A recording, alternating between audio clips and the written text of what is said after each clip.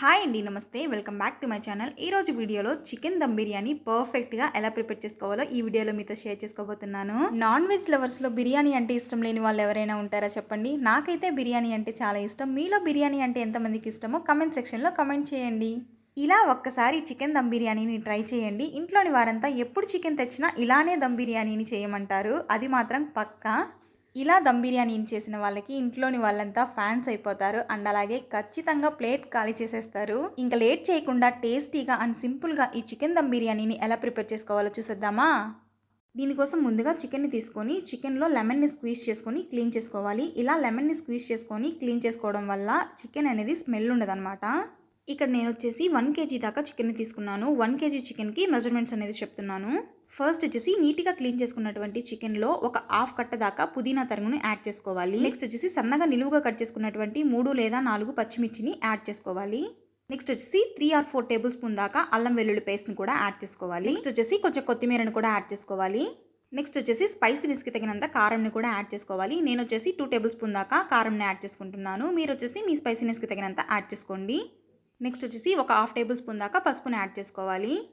Next వచ్చేసి 1 table spoon దాకా ధనియాల పౌడర్, 1 టేబుల్ స్పూన్ దాకా గరం మసాలా, 1 టేబుల్ స్పూన్ దాకా చికెన్ మసాలా పౌడర్ని యాడ్ చేసుకోవాలి. నెక్స్ట్ వచ్చేసి 1 టేబుల్ స్పూన్ దాకా నిమ్మరసాన్ని కూడా యాడ్ చేసుకోవాలి. నెక్స్ట్ వచ్చేసి 1 కప్పు దాకా పెరుగును కూడా యాడ్ చేసుకోవాలి. నెక్స్ట్ వచ్చేసి మనం ఫ్రై చేసుకున్నటువంటి బ్రౌన్ ఆనియన్స్ని కూడా 1 టేబుల్ స్పూన్ దాకా యాడ్ చేసుకోవాలి. నెక్స్ట్ వచ్చేసి 1 స్పూన్ దాకా ఆయిల్ని యాడ్ చేసుకోవాలి. ఇలా ఆయిల్ని యాడ్ చేసుకోవడం వల్ల చికెన్ పీస్ అనేది సాఫ్ట్గా కుక్ అవుతుంది. నెక్స్ట్ వచ్చేసి టేస్ట్కి తగినంత సాల్ట్ని యాడ్ చేసుకొని ఈ చికెన్ మొత్తానికి స్పైసెస్ అన్నీ పట్టేలాగా బాగా మిక్స్ చేసుకోవాలి. ఇలా చికెన్ మొత్తానికి స్పైసెస్ అంతా పట్టేలాగా బాగా మిక్స్ చేసుకున్న తర్వాత నేను వీడియో స్టార్టింగ్లో మర్చిపోయాను, హోల్ గరం మసాలా స్పైసెస్ని కూడా యాడ్ చేసుకోవాలి.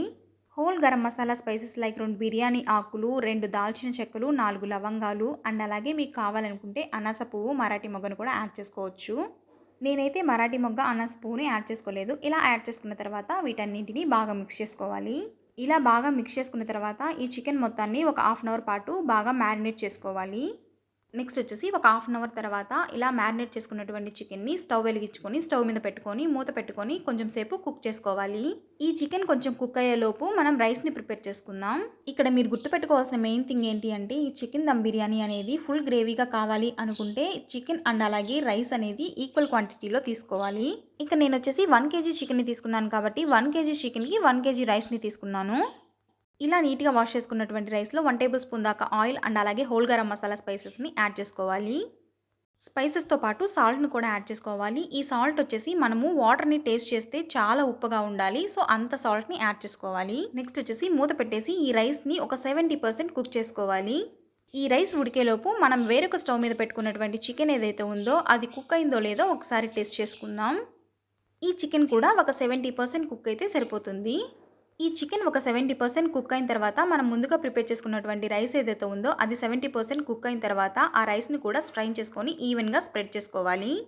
ఇలా ఈవెన్గా స్ప్రెడ్ చేసుకున్నటువంటి రైస్ మీద ఫుడ్ కలర్ అండ్ అలాగే కొంచెం పుదీనా తరుగు, కొంచెం కొత్తిమీర తరుగు అండ్ అలాగే కొంచెం బ్రౌన్ ఆనియన్స్ని యాడ్ చేసుకోవాలి. ఇలా వీటన్నింటినీ రైస్ మొత్తం ఈవెన్గా స్ప్రెడ్ చేసుకోవాలి. నెక్స్ట్ వచ్చేసి మూత పెట్టి మంటను సిమ్లో పెట్టి రైస్ అండ్ అలాగే చికెన్ని ఒక 5 నిమిషాల పాటు దమ్ చేసుకోవాలి. చికెన్ అండ్ అలాగే రైస్ అనేది కుక్ అయిందా లేదా అనేది ఎలా టేస్ట్ చేసుకోవాలి అంటే ఈ రైస్ మధ్యలో గరిటె పెట్టి చూస్తే రైస్ అనేది అతుక్కోకుండా ఉంటే రైస్ అండ్ అలాగే చికెన్ అనేది బాగా కుక్ అయినట్టు. అంతేనండి, చాలా సింపుల్గా అండ్ అలాగే ఎంతో టేస్టీగా ఉండేటువంటి చికెన్ దమ్ బిర్యానీ అయితే రెడీ అయిపోయింది. దీన్ని సర్వింగ్ ప్లేట్లో తీసుకొని సర్వ్ చేసేసుకుందాం. ఇలా మీరు కూడా చికెన్ దమ్ బిర్యానీని ట్రై చేసి చూడండి. ఇక ఏ రైతా అవసరం లేదు, ఏ మసాలా గ్రేవీస్ అవసరం లేదు, ఒట్టి చికెన్ బిర్యానీనే తినేస్తారు, అంత టేస్టీగా ఉంటుంది. ఇలా మీరు కూడా ఖచ్చితంగా ఈ చికెన్ దమ్ బిర్యానీని ట్రై చేసి చూడండి, మీకైతే డెఫినెట్గా నచ్చుతుంది. ఐ హోప్ ఈ వీడియో అనేది మీకు నచ్చిందని అనుకుంటున్నాను. మీకు కనుక ఈ వీడియో నచ్చినట్లయితే లైక్ చేయండి అండ్ అలాగే మీ ఫ్రెండ్స్ అండ్ ఫ్యామిలీ మెంబర్స్కి షేర్ చేయండి. Finally don't forget to subscribe to my channel, don't forget to hit the bell icon. And video అనేది ఎండ్ వరకు చూసినందుకు థ్యాంక్ యూ సో మచ్.